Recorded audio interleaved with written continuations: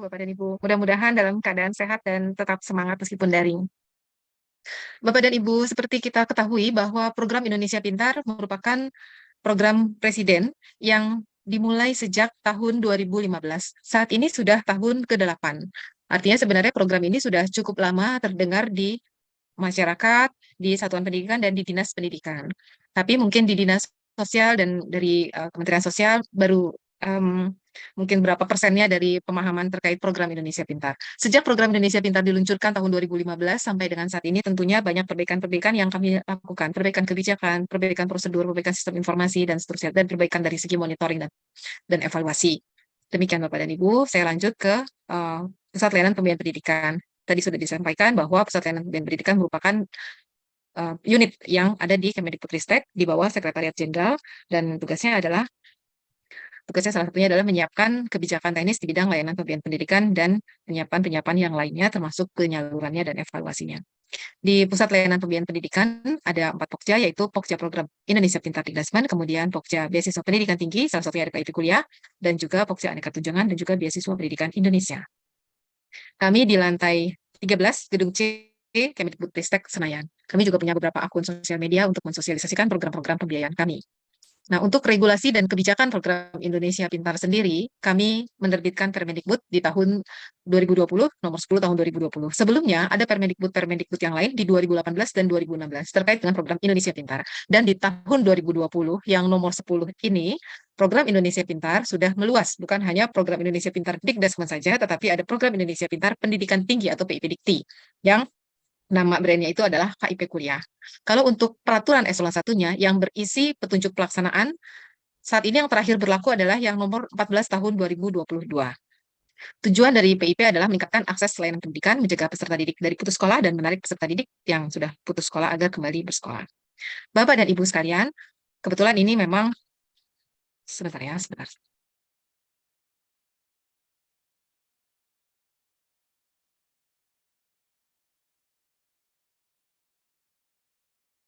Kebetulan ini memang pertemuan yang cukup efektif apabila bertemu dengan dinas sosial.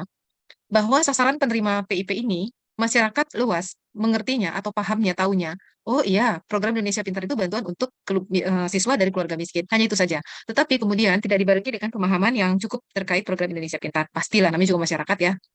Nah, ini menjadi masalah ketika kami mendapatkan banyak problem atas laporan dari masyarakat yang mengatakan bahwa, Bu, masih banyak loh yang siswa yang dari keluarga miskin belum terima PIP. Bu, banyak loh yang nggak miskin-miskin amat, masih banyak yang lebih miskin, tapi kok malah dapet gitu. Nah, ini yang menjadi problem kita ketika kita menerima laporan, paling banyak adalah seperti itu laporannya. Nah, kami di Kemendikbudristek adalah penyalur dana bansos. Kami bukan yang memiliki data utama dari data kemiskinan. Kami menggunakan data DTKS, data terpadu kesejahteraan sosial, untuk kami bisa menetapkan siapa penerima PIP. Sasaran penerima PIP tidak di luar dari yang 2 kategori di layar ini. Kategori pertama adalah siswa dari keluarga miskin, rentan miskin yang tercatat di DTKS. Siswa dari keluarga miskin, rentan miskin yang tercatat di DTKS masuk ke dalam kategori pertama. Kami mendapatkannya dari hasil pemadanan antara data siswa yang ada di Kemendikbudristek, sistemnya namanya Dapodik, dan dengan data terpadu kesejahteraan sosial yang kami terima dari Kemensos Pusat, Jakarta. Nah, kemudian kategori yang kedua, ini adalah untuk menjawab kebutuhan, gimana dong kalau nggak tercatat di DTKS atau belum tercatat di DTKS. Maka siswa dari keluarga miskin, rentan miskin ini dapat diusulkan oleh Dinas Pendidikan dan juga pemangku kepentingan untuk mengusulkan kepada kami. Sehingga Bapak dan Ibu jelas bahwa di program Indonesia Pintar, dia masuk ke dalam kategori pertama atau kategori kedua. Jelas, nggak ada kategori yang lain. Kalau dia tidak ada tercatat di kategori pertama, pasti di kategori yang kedua. Nah, kemudian yang mendapatkan kartu Indonesia Pintar hanya yang nomor 1 saja. Gitu. Bapak dan Ibu tentunya sering mendengar bahwa untuk PPDB menggunakan KIP, ya memang rata-rata menggunakan kartu Indonesia Pintar untuk mengidentifikasi apakah calon peserta didik ini berasal dari keluarga miskin atau tidak. Nah, dengan kepemilikan kartu Indonesia Pintar ini, memang dia mendapatkan kuota khusus untuk masuk ke dalam jenjang selanjutnya melalui PPDB. Nah, Bapak dan Ibu, melalui 2 kategori inilah kami bekerja sampai dengan tuntas. Nah, untuk kategori 1 yang bersumber dari DTKS ini, kami mendapatkan beberapa informasi atau komplain dari lapangan. Yang kategori 2 juga sama, komplainnya dari lapangan juga, kok nggak miskin-miskin tapi diusulkan. Tapi kembali lagi, karena kami sebagai pengguna data, bahwa ketika ada komplain tersebut kami akan identifikasi penerima PIP ini berasal dari kategori yang satu atau kategori yang kedua. Kalau berasal dari kategori yang ke satu, maka kami akan informasikan kepada Kementerian Sosial bahwa peserta didik ini tidak miskin atau ditemukan oleh masyarakat bahwa dia tidak miskin begitu. Demikian juga kalau komplainnya masuk ke kategori yang kedua, maka kenapa diusulkan kalau memang tidak miskin? Karena memang nomor dua ini basisnya adalah usulan. Sedangkan untuk yang pertama basisnya adalah given dari kita. Untuk hasil pemadanan langsung kami tetapkan tanpa perlu proses pengusulan dari Dinas Pendidikan. Untuk yang kategori kedua ini adalah berdasarkan usulan Dinas Pendidikan dan usulan pemangku kepentingan. Kalau dari segi fasenya, tentunya kami bedakan fase pengusulannya. Tidak akan tumpang tindih. Apa yang diusulkan oleh dinas tidak akan diusulkan lagi oleh pemangku kepentingan. Apa yang diusulkan oleh pemangku kepentingan tidak akan diusulkan lagi oleh dinas di fase yang kedua, dan seterusnya. Jadi kalau untuk duplikasi penetapan itu hampir tidak ada. Nah, ini untuk DTKS karena ini paparan kami secara nasional, karena itu kami beritahu kepada Dinas Pendidikan terkait dengan DTKS itu apa. Nah, ini pengertian DTKS yang ada di Permensos kalau tidak salah, kami menyalin dari Permensos. Nah, bahwa data peserta didik pemegang KIP merupakan data peserta didik yang bersumber dari hasil pemadanan DTKS dengan siswa di Dapodik. Jadi jelas bahwa yang penerima KIP itu hanya peserta didik yang keluarganya tercatat di DTKS. Tapi dia terima dana juga nggak kalau tidak tercatat di DKS? Masuk ke dalam kategori kedua, sama-sama terima dana dan sama-sama kita layani dengan jumlah dana yang sama. Bank penyalur kami untuk menyalurkan PIP adalah BRI, BNI, dan BSI. BRI itu untuk jenjang SD, SMP, SDLB, SMPLB, SMA, dan SMK, SMALB, dan paket C itu ada di BNI. Khusus untuk Provinsi Aceh, seprovinsi Aceh, semua jenjang, semua jenis bentuk pendidikan dengan Bank Syariah Indonesia.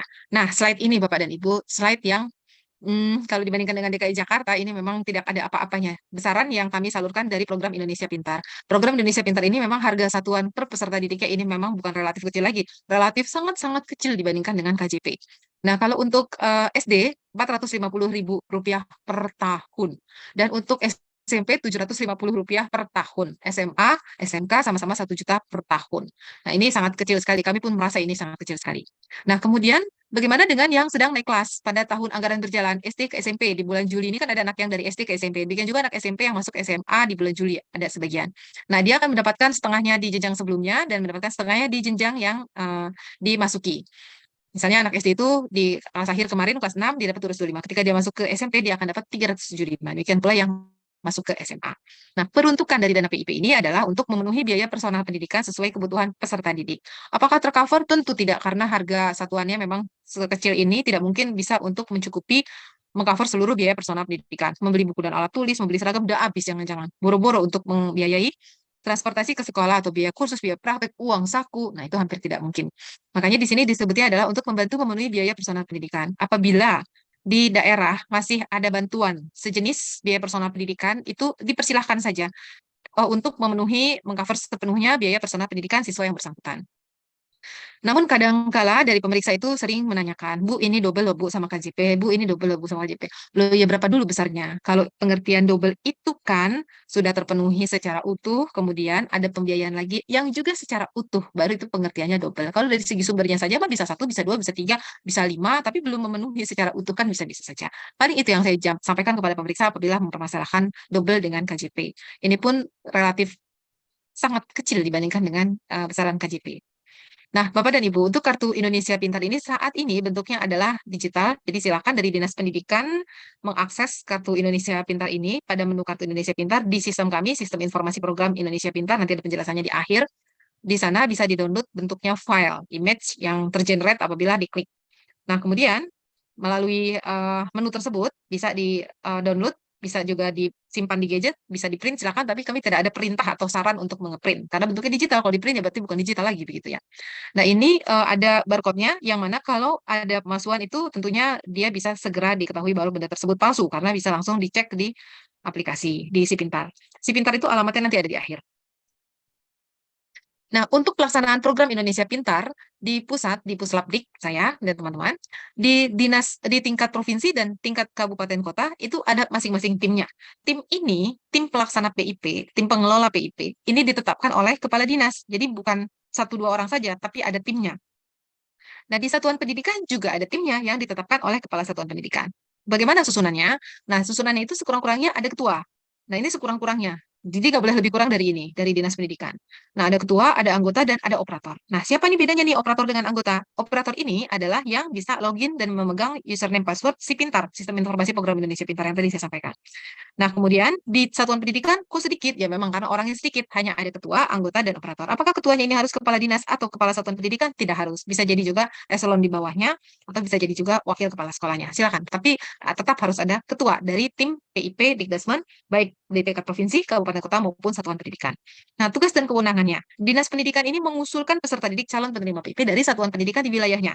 Jadi, jelas di sini mengusulkan calon penerima PIP dari satuan pendidikan di wilayahnya. Jadi, kalau satuan pendidikan yang nggak mengusulkan, ya nggak bisa mengusulkan dari dinas pendidikannya. Jadi, berdasarkan usulan dari sekian banyak satuan pendidikan yang mengusulkan, di luar dari yang kategori 1 tadi ya Bapak dan Ibu, kategori 1 kan sudah jelas tuh diberikan, maka dia hanya bisa mengusulkan di luar dari yang sudah ditetapkan di kategori yang 1. Makanya sisanya tentunya hanya sekedar atau sifatnya korektif saja. Oh, masih ada 1-2 siswa nih yang belum terima PIP begitu.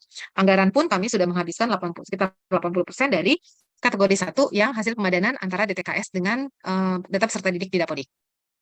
Kemudian Dinas Pendidikan juga wajib melakukan sosialisasi, melayani pengaduan, memantau juga, dan melaksanakan tugas dan kewenangan yang lainnya. Satuan pendidikan mengusulkan, tadi sebelum diusulkan oleh dinas, dia mengusulkan dulu peserta didik calon penerima PIP peserta. Kalau satuan pendidikan mengusulkannya melalui Dapodik, sistem informasi yang ada di Pusdatin, Kemendikbudristek, tapi kalau dinas pendidikan mengusulkannya melalui sistem informasi kami, si Pintar. Sekolah juga harus mensosialisasikan dan memantau pelaksanaan PIP di satuan pendidikan. Satuan pendidikan ini juga menjadi penting untuk disosialisasikan, yaitu kepada penerima PIP. Kalau dia masih belum cakap hukum, anak-anak itu SD dan SMP, maka sosialisasi dilakukan kepada orang tua atau walinya. Kemudian satuan pendidikan juga membantu kelancaran proses aktivasi rekening dan atau penarikan dana PIP. Tidak membiarkan begitu saja SK kemudian tidak disampaikan atau SK pemberian SK nominasi tidak disampaikan, maka yang sebagai penerima akan terlambat menerima informasi atau tidak menerima informasi sama sekali dari kepala satuan pendidikan ini karena tidak diinformasikan, padahal sudah kami tetapkan dan sudah kami salurkan dananya. Bisa jadi dan kejadian. Kemudian dari segi pembiayaan, Dinas Pendidikan menggunakan dana APBD, kemudian untuk satuan pendidikan menggunakan dana BOS, bantuan operasional sekolah pada item yang relevan, kemudian sumber dana lainnya yang sah pada satuan pendidikan. Pemantau pelaksanaan program Indonesia Pintar, kami sudah banyak sekali yang ikut memantau, BPK, BPKP, KPK, dan Ombudsman. Ini semuanya meminta data kepada kami, data yang begini begitu gitu ya. Biasalah kalau untuk BPK kan sama BPKP dan semua pemeriksa itu sifatnya ingin memotret dari berbagai sudut pandang. Termasuk inspektorat sendiri, inspektorat kami juga memeriksa juga gitu. Jadi ada 5. Nah, Bapak dan Ibu, untuk pengaduan, ini pengaduan yang kami terima di pusat. Jadi di pusat itu melayani melalui unit layanan terpadu dan juga di Puslapdik menyediakan menu pengaduan di Sipintar, sistem informasi kami. Nah, untuk permasalahan yang memang masih bisa dihandle oleh Dinas Pendidikan, maka seharusnya Dinas Pendidikan lah yang harus menghandle pengaduan. Dinas Pendidikan Provinsi atau Dinas Pendidikan Kabupaten Kota atau Satuan Pendidikan. Termasuk Bank Penyalur di tingkat pusat atau di tingkat wilayah tercemar. Jadi tidak semuanya memang kita arahkan semuanya harus ke Puslapdik. Tentunya dengan tim yang terbatas tidak mungkin juga se-Indonesia ini mengadu ke kementerian. Tapi kita usahakan, kita sarankan untuk bisa dilayani juga di jenjang di tingkat provinsi dan kabupaten kota. Penetapan dan penyaluran. Tadi ada 2 kategori, DTKS dan non-DTKS. Yang DTKS, Bapak dan Ibu, hasil pemadanan ini nanti akan sama dengan yang non-DTKS. Apabila peserta didik belum memiliki rekening aktif, maka dia masuk ke dalam SK nominasi. Nominasi. Saldonya 0, cuma dibuatkan SK-nya saja sama dibuatkan rekeningnya dan meminta peserta didik untuk mengaktifasi. Tapi apabila sudah memiliki rekening aktif, maka dia bisa ditetapkan di SK pemberian atau langsung kita salurkan dananya. Nah, Bapak dan Ibu, teman-teman semua, lalu apa bedanya? Dia sudah punya rekening aktif dan sudah memiliki rekening aktif, itu maksudnya gimana? Jadi, untuk peserta didik yang sudah datang ke bank, melakukan KYC, menyerahkan dokumen persyaratan, maka rekeningnya dinyatakan aktif. Sudah aktif, dicirikan dengan sudah diterimanya buku tabungan. Yang belum terima buku tabungan, artinya dia belum aktivasi, maka masuk ke dalam SK nominasi. Untuk SK nominasi, maka kami menunggu peserta didik yang bersangkutan mengaktifasi rekening. Kalau sudah mengaktifasi rekening, maka secara periodik kami evaluasi berdasarkan laporan bank, barulah kami masukkan ke dalam SK pemberian. Nah, SK pemberian ini yang sudah kami langsung salurkan dananya. Kalau peserta didik yang masuk SK nominasi, kadang juga bertanya, Bu, kok saya udah aktifasi rekening, tapi saldonya 0. Iya, tunggu ya, sampai kami melakukan evaluasi bulanan untuk bisa kami tetapkan masuk ke dalam SK pemberian. Jadi Bapak dan Ibu sudah jelas ya apa yang dimaksud dengan SK nominasi dan SK pemberian. Kalau sudah masuk SK pemberian, artinya sudah pasti uangnya ada di dalam, langsung kami transfer. Tapi kalau SK nominasi, tunggu dulu, aktivasi rekening dulu, baru bisa kita berikan SK pemberian. Demikian juga untuk penetapan penerima PIP dari yang non-DTKS. Yang dari usulan-usulan, kemudian kami tetapkan dengan cara yang sama, apakah masuk ke SK nominasi atau masuk ke SK pemberian. Nah, baik yang penetapan berdasarkan DTKS maupun yang non DTKS, kedua-duanya sama, Bapak dan Ibu, dari hasil pemadanan untuk yang DTKS dan dari usulan Dinas Pendidikan dan pemangku kepentingan, kedua-duanya kita melakukan verval terlebih dulu kembali. Nah, di sini ada tanda silang dan tanda checklist betul yang lingkaran hijau, artinya ada yang kita reject di situ. Demikian juga untuk yang usulan dinas dan pemangku kepentingan. Ada yang kita reject di situ. Nanti ada variabel-variabel yang membuat peserta didik tersebut terreject. Tapi tidak semuanya kami tetapkan menjadi penerima PIP. Tidak kami cek kembali miskin atau tidak miskin. Itu tidak kami lakukan. Karena tidak mungkin Kemendikbud melakukan pendataan miskin tidak miskin lagi. Karena itu sudah dilakukan oleh Dinas Sosial dan Kementerian Sosial. Jadi kami tidak melakukan itu lagi. Yang kami lakukan cek adalah kelengkapan dan kelogisan data saja, termasuk apakah dia masuk ke rekening, apakah masuk ke SK nominasi atau ke SK pemberian. Kemudian termin yang kami tetapkan untuk penyaluran itu yang pertama kali yang kami prioritaskan di termin pertama antara Februari sampai dengan bulan April adalah yang DTKS, yang menerima KIP. Kemudian bulan Mei sampai dengan bulan September, kami membuka usulan dari Dinas Pendidikan fase 1 selesai, baru kami buka usulan pemangku kepentingan fase 1 selesai, baru kami mengevaluasi yang tadi disampaikan hasil aktivasi SK nominasi di termin yang pertama. Jadi dari yang termin pertama ini sudah menghasilkan SK nominasi. Yang sudah mengaktifasi selama beberapa bulan itu, hasil aktivasi SK nominasi itu kita masukkan ke dalam SK pemberian, kita salurkan. Jadi ini termin penyaluran yang SK pemberian. Kemudian bulan Oktober sampai dengan bulan Desember kami membuka usulan Dinas Pendidikan fase 2, usulan pendidikan pemangku kepentingan fase 2, dan hasil aktivasi SK nominasi yang termin pertama dan termin kedua. Disalurkannya di termin yang ketiga. Setelah itu kalau anggaran masih tersisa, misalnya usulan pemangku kepentingan tidak menghabiskan anggaran, maka kami menarik kembali data yang sudah dimutakhirkan, data pemutahiran DTKS yang sebagai penerima KIP. Jadi pemutahiran itu kan DTKS setiap saat, sehingga tergantung dari kami apakah kami akan menariknya per bulan atau per 3 bulan atau 2 bulan dan seterusnya. Nah, Bapak dan Ibu tadi sudah disampaikan juga terkait dengan SK nominasi dan SK pemberian. Maka untuk SK nominasi itu perlu melakukan aktivasi rekening, sedangkan SK pemberian tidak perlu melakukan aktivasi rekening. Dana langsung dapat langsung menarik dana PIP apabila memang sudah masuk ke dalam SK pemberian karena dananya sudah langsung kita transfer ke rekening peserta didik yang bersangkutan. Nah, untuk SK nominasi kami memberikan kurun waktu tertentu untuk bisa mengaktifasi rekening. Ada batas waktunya, jadi tidak selama-lamanya juga. Biasanya kami menutup kesempatan untuk aktivasi rekening SK nominasi sampai 31 Januari di tahun setelahnya. Seperti penyaluran 2022 ini akan kami beri kesempatan untuk aktivasi rekening sampai dengan Januari 2023. Nah, penyampaian SK yang dilakukan, ini semuanya kami sampaikan ke Dinas Pendidikan. Suratnya kami sampaikan, surat pemberitahuannya kami sampaikan kepada Dinas, tetapi data by name-nya tidak kami kirim lewat email atau lewat Japri, tetapi kami masukkan ke dalam si pintar. Nah, dari Dinas Pendidikan bisa mengakses. Bukan hanya Dinas Pendidikan yang bisa mengakses, tetapi Satuan Pendidikan pun dapat mengakses. Satuan Pendidikan dapat mengakses si pintar. Dinas Pendidikan dapat mengakses si pintar. Sebenarnya semua informasi itu sudah ada di si pintar, sehingga tinggal mau atau tidak mau Dinas Pendidikan atau Satuan Pendidikan untuk mengakses data tersebut, data SK kami, baik SK nominasi maupun SK pemberian. Nah, untuk penyampaian SK-nya dari Dinas Pendidikan Provinsi dan Dinas Pendidikan Kabupaten Kota, setelah itu surat pemberitahuan kepada peserta didik. Nah, ini dari Satuan Pendidikan, setelah menerima informasi dari Dinas Pendidikan, maka Satuan Pendidikan wajib juga membuat surat pemberitahuan kepada seluruh peserta didik penerima PIP. Atau mengumumkan daftar nama peserta didiknya di pengumuman sekolah, di kolom pengumuman di majalah dinding, yang pasti Satuan Pendidikan tetap wajib memberitahukan peserta didik. Bisa juga menyelenggarakan pertemuan dengan peserta didik atau publikasi dengan cara yang lainnya. Intinya penyampaian SK ini harus sampai kepada penerima PIP atau orang tua atau walinya. Demikian juga untuk pemangku kepentingan harus menyampaikan. Jadi nggak hanya sekedar ngusulin, dinas kan nggak tahu yang diusulkan pemangku kepentingan ini siapa. Jadi pemangku kepentingan ini wajib memberitahu kepada penerima PIP atas usulannya yang sudah kami SK-kan. Jadi nggak hanya mengusulkan kemudian nggak diinfokan sama sekali, padahal kami sudah meng-SK-kan. Jadi ini semua dituang di dalam Persesjen. Bapak dan Ibu, untuk yang tahap kritikal bagi kami adalah tahap aktivasi rekening dan penarikan dana. Nah, kami sampaikan kepada Bapak dan Ibu bahwa aktivasi rekening dan penarikan dana inilah yang rentan penyelewengan yang dilakukan oleh oknum dari Kepala Satuan Pendidikan. Nah, untuk metode aktivasi rekening, ada secara langsung, ada yang melalui kuasa. Yang dilakukan secara langsung, ini peserta didiknya atau orang tuanya atau walinya datang ke bank penyalur. Nah, ini kan datang ke bank penyalur nih. langsung datang ke bank penyalur. Ada persyaratan-persyaratan yang harus dilengkapi, nanti ada slide-nya sendiri persyaratan-persyaratannya.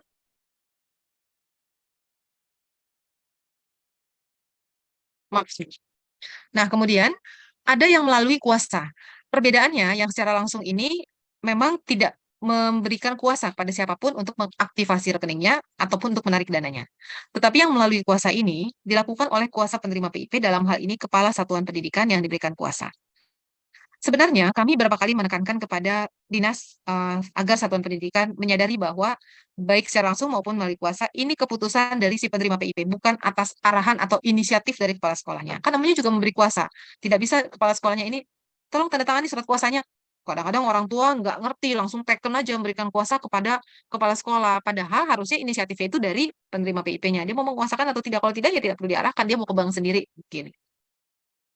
Nah, untuk persyaratan aktivasi rekening PIP yang secara langsung dengan yang secara kuasa, pasti lebih ribet yang secara kuasa. Karena harus ada surat kuasa, harus ada SPTJM, harus ada SK pengangkatan jabatan sebagai kepala sekolah. Jadi tidak mengaku-ngaku sebagai kepala sekolah. Nah, ini jelas-jelas lebih ribet. Kalau yang sebelumnya, hanya surat keterangan aktivasi rekening yang ditandatangani oleh kepala sekolah, identitas pengenal peserta didik, kemudian formulir pembukaan rekening. Tetapi kalau melalui kuasa, ini ada 6 fotokopi yang bersangkutan dan fotokopi KTP tanda pengenal yang bersangkutan, termasuk fotokopi identitas dari penerima PIP yang memberikan kuasa. Nah, selain itu, ada syarat yang harus dipenuhi apabila ingin mengaktifasi atau menarik dana melalui kuasa. Hanya dapat dilaksanakan di daerah-daerah tertentu, daerah khusus yang ditetapkan oleh kementerian, daerah yang sedang mengalami bencana, kemudian daerah yang sulit mengakses ke bank penyalur. Daerah lain yang sulit untuk mengakses ke bank penyalur berdasarkan rekomendasi pemerintah daerah, karena kami di pusat juga tidak tahu apa yang terjadi, apakah ada pohon tumbang atau ada jembatan yang putus dan sebagainya. Nah, ini dilakukan secara kuasa dengan syarat memang ada rekomendasi dari pemerintah daerah. Kemudian yang dapat dilaksanakan oleh oleh siswa-siswa dengan kondisi-kondisi tertentu, misalnya sakit, penyandang disabilitas, atau diundang dalam acara kunker yang semuanya serba harus cepat gitu. Kalau ada kunker presiden H-1 atau H-2 ya tidak memungkinkan lagi, maka bisa dikuasakan kepada kepala satuan pendidikan. Kemudian kondisi sulit lainnya berdasarkan rekomendasi pemerintah daerah itu perlu untuk dilakukan aktivasi rekening melalui kuasa, kondisi-kondisi yang lainnya. Nah, Surat keterangan aktivasi ini dibuat oleh Kepala Satuan Pendidikan untuk mengecek apakah peserta didik ini memang masih ada di sekolah tersebut. Kalau sudah tidak ada, ya berarti kepala sekolah tidak harus membuat surat keterangan aktivasi rekening. Nah, surat keterangan aktivasi rekening ini ditandatangani oleh Kepala Satuan Pendidikan dengan mencantumkan nomor rekening. Nomor rekeningnya tahu dari mana? Tahu dari si pintar. Kepala sekolah kan bisa login, atau operatornya atau tim pelaksana PIP di tingkat Satuan Pendidikan kan bisa login. Tinggal ditulis rekeningnya. Sehingga ketika datang ke bank hanya tinggal mengecekkan, oh nomor rekeningnya ini, dimasukkan nomor rekeningnya. Oh namanya cocok, bisa diaktifasi, diserahkan buku tabungannya. Nah, kemudian identitas pengenal. Identitas pengenal itu memang kita menekankan KTP dan KK. Di Indonesia ini masih ada saja yang belum punya KTP dan KK.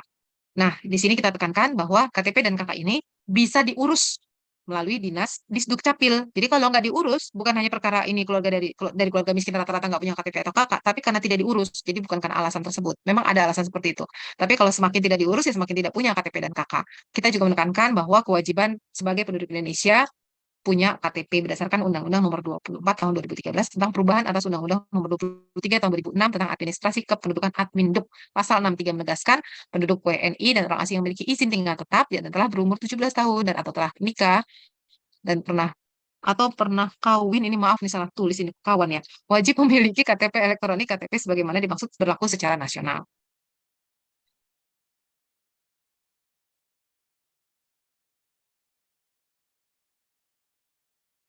Selanjutnya, ini saya mau ganti dulu.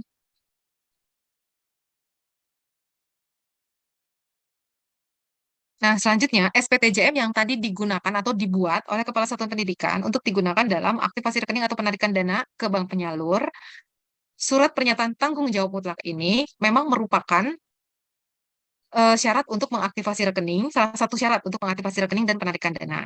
SPTJM ini seidealnya adalah dibuat oleh Kepala Satuan Pendidikan setelah menerima surat kuasa. Jadi tidak langsung dibikin SPTJM nih, padahal belum terima kuasa. Padahal SPTJM ini harus didasari oleh surat kuasa. Bagaimana dia bisa bertanggung jawab secara mutlak kalau dia tidak menerima kuasa dari peserta didik yang memberikan kuasa kepada dirinya sebagai Kepala Satuan Pendidikan.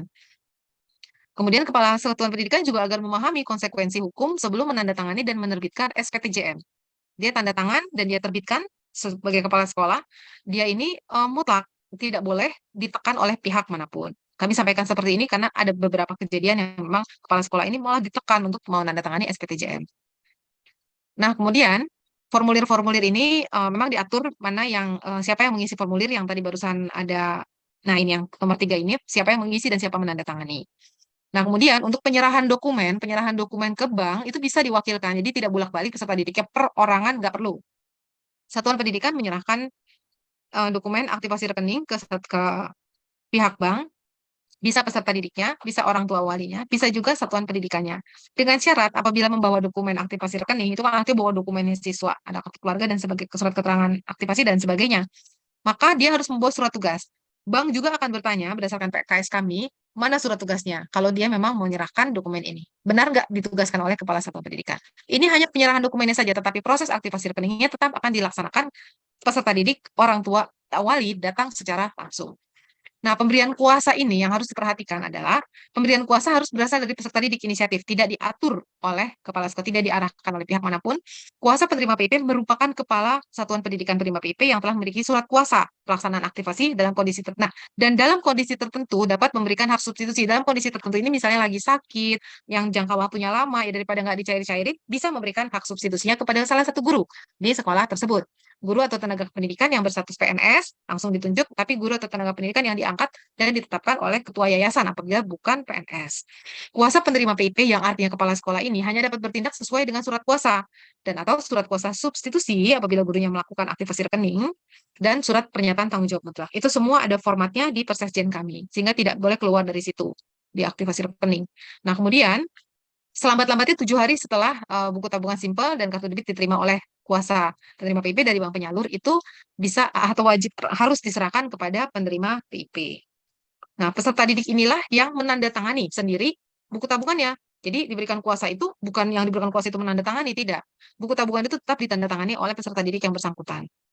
Jadi untuk yang menyerahkan dokumen yang tadi ini berbeda. Ini aktivasi rekening secara langsung. Tapi untuk yang melalui kuasa, ini kan slide yang kuasa, buku tabungan yang sudah diterima oleh Kepala Satuan Pendidikan sejumlah banyak, dibawa lagi ke sekolah, ditandatangani oleh peserta didiknya. Kalau peserta didiknya belum cakap hukum, maka ditandatangani oleh orang tuanya atau walinya. Dikembaliin lagi ke bank, distempel, dikembaliin lagi ke siswanya, disampaikan. Itu semua seketat itu untuk menghindari penyalahgunaan atau penyelewengan.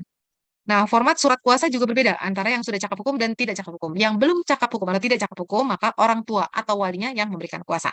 Nah, terkait dengan wali, perwalian di dalam pelaksanaan program Indonesia Pintar ini diatur bahwa wali peserta didik adalah sebagai berikut.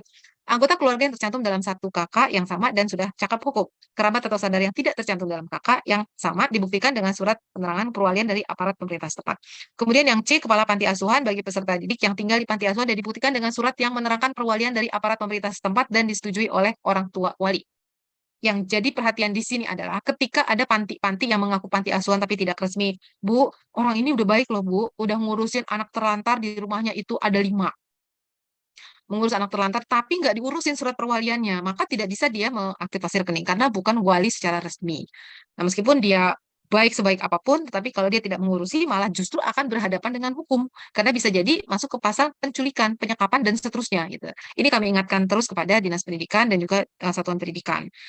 Di luar dari kondisi panti asuhan, sebenarnya ada 2 kondisi lagi, yaitu peserta didik yang ada di boarding school yang tidak boleh keluar. Ada boarding school yang tidak boleh keluar.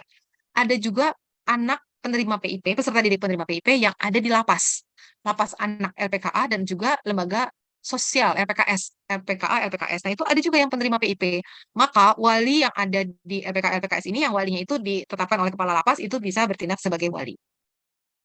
Nah, dokumen yang diterima setelah aktivasi rekening adalah buku tabungan dan kartu debit. Kalau hilang, lapornya ke bank, bukan ke Puslapdik atau ke Dinas Pendidikan, tapi ke bank. Silakan bawa identitasnya.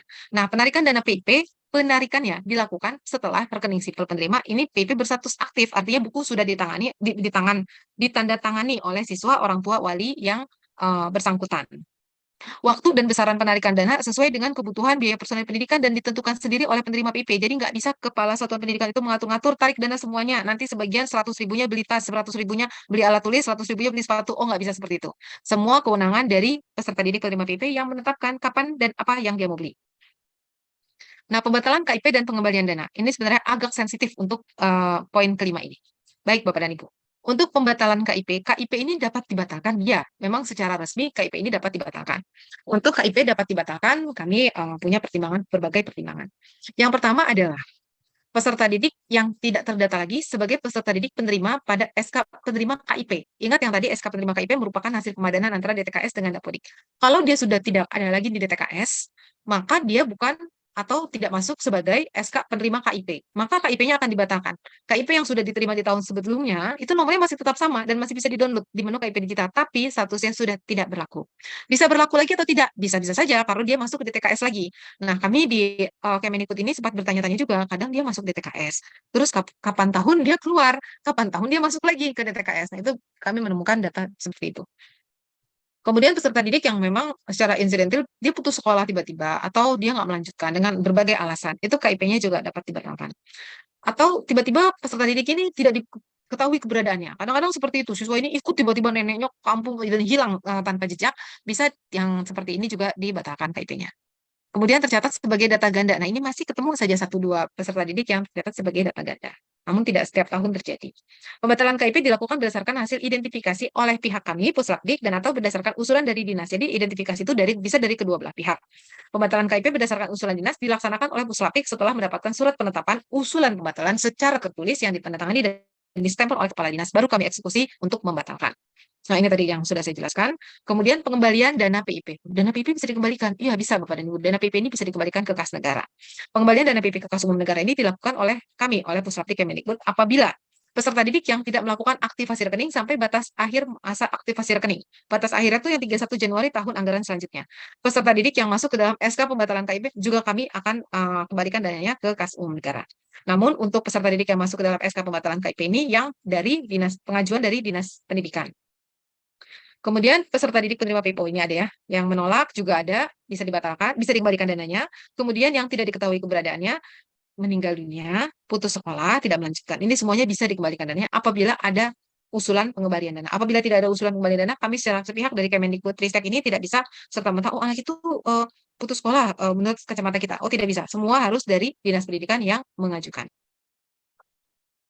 Nah, kemudian prosesnya bagaimana? Ya sudah dari satuan pendidikan mengusulkan, mengidentifikasi, kemudian satuan pendidikan memproses usulannya, Dinas Pendidikan juga meneruskan usulannya, Puslapdik memproses pengembaliannya. Ini semua prosesnya ada di sistem informasi kami di Sipintar.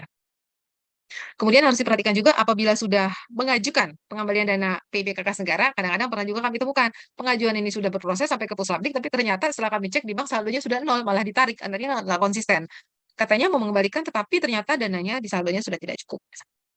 Nah, pelaksana PIP di satuan pendidikan. Kenapa ini ada slide khusus? Karena memang pelaksana PIP di satuan pendidikan ini lebih banyak pekerjaannya dan lebih banyak hal-hal yang harus diperhatikan.